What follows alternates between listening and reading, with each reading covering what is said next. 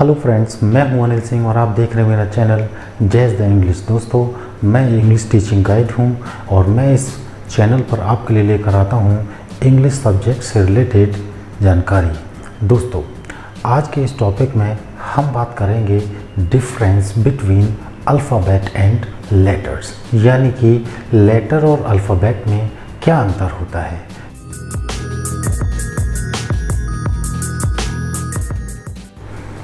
जब भी हम किसी भाषा को पढ़ना शुरू करते हैं तो सबसे पहले हमारे सामने दो पॉइंट निकल कर आते हैं।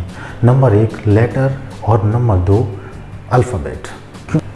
तो दोस्तों, आज के इस वीडियो में आइए हम पढ़ते हैं डिटेल में लेटर क्या है और अल्फ़ाबेट क्या है। दोस्तों, हम शुरू करते हैं सबसे पहले कि आखिर लेटर क्या होता है। दोस्तों, लेटर को हिंदी में हम अक्षर बोलते हैं। इसकी परिभाषा देखते हैं। A letter is the smallest unit with the help of which we write an English word। यानी लेटर एक सबसे छोटी इकाई होती है। किसी भी भाषा की लेटर सबसे छोटी इकाई होती है जिसकी मदद से हम इंग्लिश में वर्ड को लिखते हैं। एग्जाम्पल देख लेते हैं। सबसे पहले हमने यहाँ लिखा है ब्यूटीफुल। ब्यूटीफुल में ये बी एक लेटर है, ई अलग लेटर है, ए लेटर है, यू लेटर है, टी लेटर है, आई लेटर है, एफ लेटर है, यू लेटर है, एल लेटर है। तो इस तरह से हमने इसमें देखा कि इसमें 1 2 3 4 5 6 7 8 9 इसमें टोटल 9 लेटर्स हैं। हमने ये है एक यूनिट, एक जो स्मॉलेस्ट यूनिट है, इसके साथ हमने कई लेटर, कई स्मॉलेस्ट यूनिट को हमने क्या किया है, जोड़ दिया है, एक ग्रुप बना दिया है। तो इस तरह से हमने एक पूरी इंग्लिश वर्ड को क्रिएट कर दिया। ठीक ऐसे ही सरप्राइज़ है, सरप्राइज़। ठीक वैसे ही कंपटीशन है। तो हमने देखा कि स्मॉलेस्ट यूनिट जो होती है किसी भी भाषा की, यहाँ हम इंग्लिश की बात करें तो इंग्लिश भाषा में जो सबसे छोटी यूनिट है वो है लेटर। और लेटर को हम जब कंबाइन करते हैं एक लेटर से ज़्यादा, कई 2 3 4 5 इस तरह से जब हम लेटर मिला देते हैं और उनका एक ग्रुप बना देते हैं एक सिस्टमेटिक वे में, तो उसको हम बोलते हैं लेटर। आइए हम जान लेते हैं कि इंग्लिश लैंग्वेज में कितने लेटर्स होते हैं। हालांकि मैं जानता हूं कि आप सभी लोग पहले से परिचित हैं, लेकिन फिर भी हम क्योंकि शुरुआत कर रहे हैं तो हम कोई भी स्टेप छोड़ना नहीं चाहते हैं। ठीक है, तो आइए देख लेते हैं। Total numbers of letters in English are 26 letters होते हैं।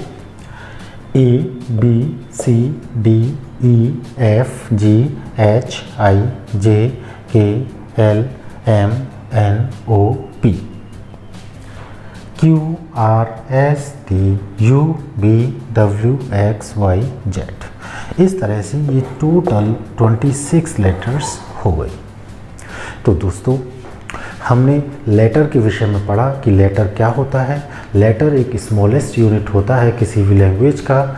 हम यहाँ इंग्लिश की बात करें तो इंग्लिश लैंग्वेज का जो सबसे छोटा यूनिट होता है उसको हम बोलते हैं लेटर। इसकी मदद से हम इंग्लिश के वर्ड को लिखते हैं। कुल मिलाकर के इंग्लिश लैंग्वेज में 26 लेटर्स होते हैं। तो दोस्तों, अभी हमने जाना लेटर के विषय में। अब हम अगले पॉइंट की ओर बढ़ते हैं जिसका नाम है अल्फ़ाबेट। दोस्तों, अल्फ़ाबेट को हम हिंदी में वर्णमाला बोलते हैं। ये अल्फ़ाबेट क्या होती है, आइए इसकी डेफिनेशन समझ लेते हैं।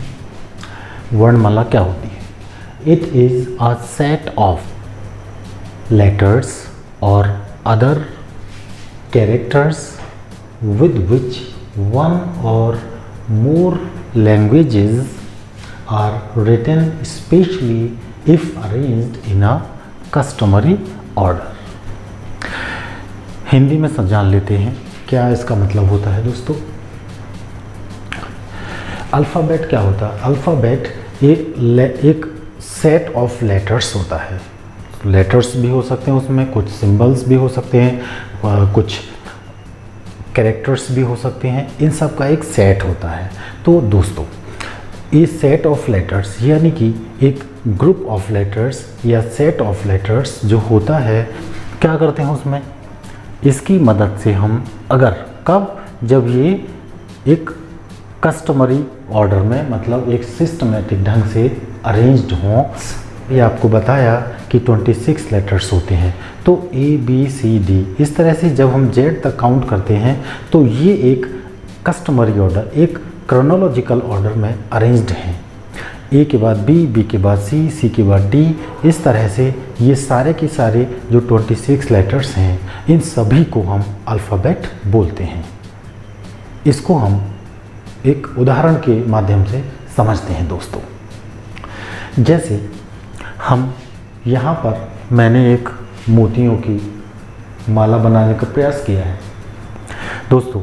इसमें मान लेते हैं हम, ये एक माला है और माला में ये 26 मोती हैं। तो हमने क्या किया, एक एक मोती को पिरो करके जो माला बनाई, एक एक मोती को जब हम पिरो दिया तो वो एक माला के रूप में बन गई। ठीक इसी तरह से एक एक करके जब हम लेटर्स को इकट्ठा कर देते हैं क्रोनोलॉजिकल ऑर्डर में, तो वह अल्फ़ाबेट बन जाती है। तो दोस्तों आइए आगे बढ़ते हैं। डिवीज़न ऑफ अल्फ़ाबेटिकल लेटर्स, यानी अल्फ़ाबेट में जो 26 लेटर्स होते हैं, हम उन लेटर्स को कितने भागों में बांटते हैं। 26 लेटर्स को हम 2 भागों में बांटा जाता है। 2 वॉवल्स को हम स्वर बोलते हैं हिंदी में, इनको हिंदी में हम स्वर बोलते हैं दोस्तों। और नंबर 2 है कॉन्सोनेंट, इनको हिंदी में हम व्यंजन बोलते हैं।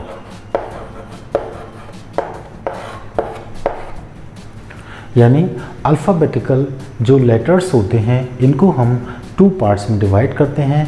Number 1 vowels, number 2 consonants. Vowels को हिंदी में हम स्वर बोलते हैं और कॉन्सोनेंट्स को हिंदी में हम व्यंजन बोलते हैं। वॉवल्स टोटल 5 होते हैं। कौन कौन से होते हैं? A, E, I, O, U, ये कुल मिलाकर 5 होते हैं। अब हम वॉवल्स के विषय में थोड़ी सी और जानकारी लेते हैं। जब भी कोई लेटर लिखा जाता है तो उसमें बिना वॉवल के किसी भी शब्द को हम फॉर्म नहीं कर सकते हैं। कोई भी शब्द बगैर स्वर का प्रयोग किए फॉर्म नहीं कर सकते हैं। ठीक इसी तरह से इंग्लिश में भी जो ये 5 लेटर्स हैं जिनको हम वॉवल्स बोलते हैं, स्वर बोलते हैं, कोई भी वर्ड को हम इन 5 के बिना हम कोई शब्द की कल्पना नहीं कर सकते। वॉवल्स के साथ में इनकी साउंड्स भी बहुत इम्पॉर्टेंट होती है।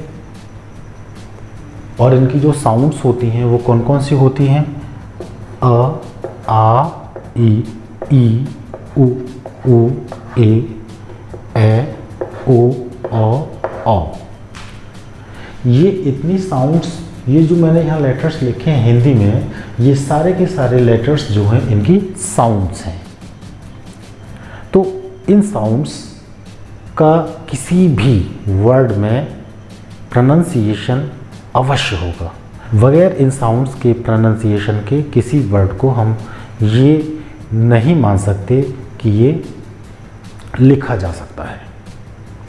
अब बढ़ते हैं आगे कॉन्सोनेंट्स की तरफ। कॉन्सोनेंट को हिंदी में हम व्यंजन बोलते हैं। बाकी जो लेटर्स होते हैं, जैसे कि हम जानते हैं 26 लेटर्स टोटल होते हैं अल्फ़ाबेट में, 5 लेटर्स निकल गए वॉवल्स में। अब बचे कितने? 21 लेटर्स।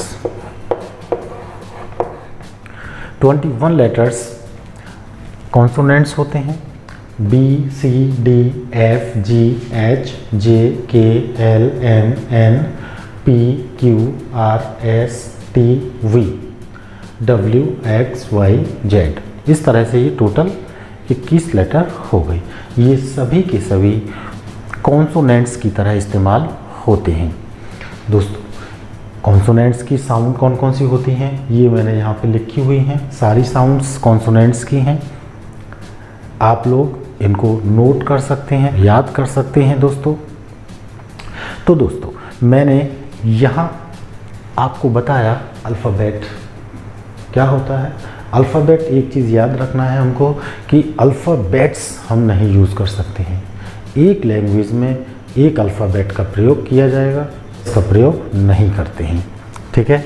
तो अल्फ़ाबेट के विषय में जाना हमने, अल्फ़ाबेट क्या होता है, ठीक है, उदाहरण के माध्यम से जाना। इसको हम एक उदाहरण के माध्यम से ये भी जान सकते हैं का निर्माण करने के लिए ईंटों की ज़रूरत होती है। ईंट को हम लेटर मान सकते हैं और पूरे घर को हम अल्फ़ाबेट मान सकते हैं। तो दोस्तों इस तरह से मैं आशा करता हूं कि आपकी समझ में अल्फ़ाबेट और लेटर के बीच में क्या अंतर है ये आ गया होगा। तो दोस्तों अभी हम बात कर रहे थे कॉन्सोनेंट और वाउल्स के विषय में। अब हम आगे बात करेंगे अर्ध स्वर की, यानी कि सेमी वाउल्स की। दोस्तों जैसे कि मैंने आपको बताया कि वाउल्स जो होते हैं वो 5 होते हैं और कॉन्सोनेंट जो होते हैं वो 21 होते हैं। ये जो 21 कॉन्सोनेंट्स होते हैं, इन्हीं कॉन्सोनेंट्स में 2 लेटर ऐसे होते हैं जिनको हम कॉन्सोनेंट की तरह से तो इस्तेमाल करते ही हैं, साथ ही साथ उनका प्रयोग हम वाउल्स के रूप में भी करते हैं। इसीलिए उनको हम सेमी वाउल्स यानी अर्ध स्वर बोलते हैं। तो आइए देख लेते हैं। सेमी वाउल्स ये 2 होते हैं।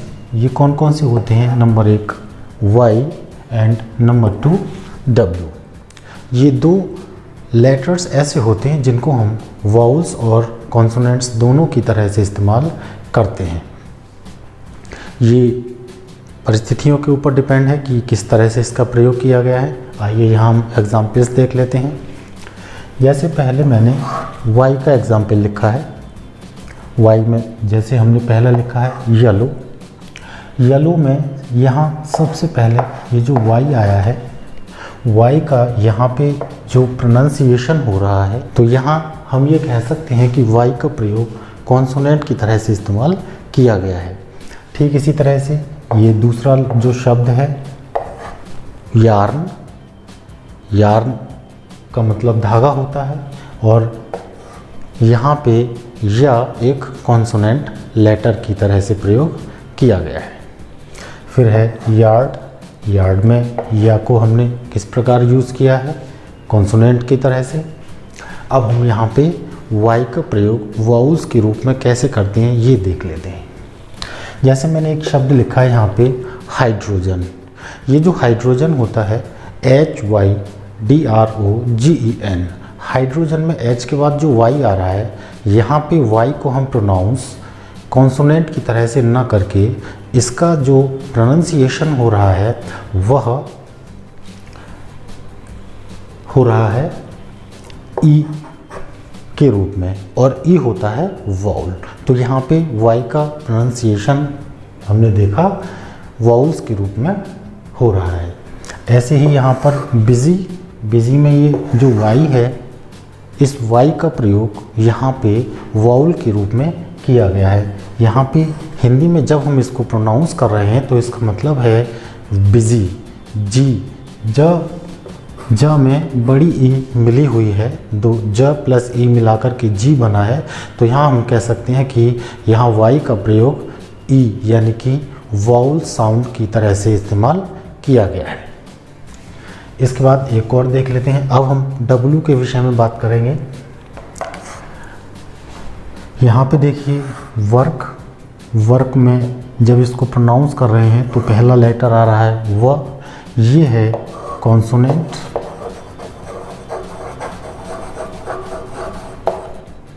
इसी तरह वॉच, वॉच में W का प्रोनाउंसिएशन, इसकी जो साउंड है वा की है।